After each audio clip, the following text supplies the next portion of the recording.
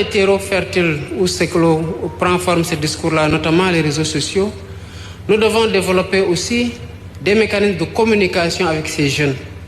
pour que l'endoctrinement ne prenne pas le pas sur les aspirations à la paix pour ces populations,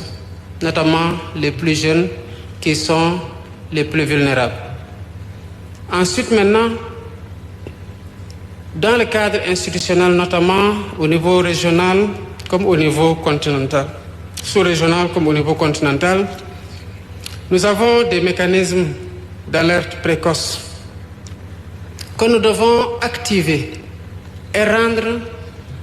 opérationnels.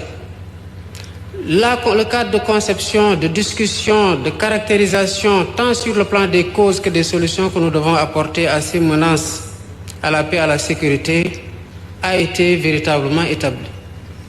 Pour le cas de la CEDEAO, par exemple, la force en attente a été conçue depuis quelques années, mais l'activation n'est pas encore réelle. Et cela doit être une réponse efficace au phénomène du terrorisme dans les différents pays.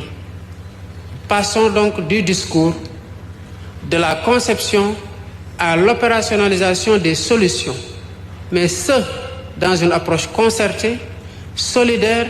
étant entendu que le monde, particulièrement l'Afrique, avons tous un destin sécuritaire lié. Il ne saurait y avoir de réponse où les pays s'enferment, parce que la souveraineté ne veut pas dire repli sur soi-même. Ça signifie c'est la capacité à choisir par soi-même et à pouvoir définir ses priorités par soi-même, mais en allant au contact d'autres pour mutualiser sur les moyens,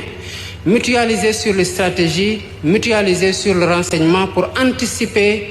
les crises et anticiper aussi les réponses aux attaques terroristes ou aux attaques de toute autre nature auxquelles nous sommes de plus en plus confrontés à notre époque.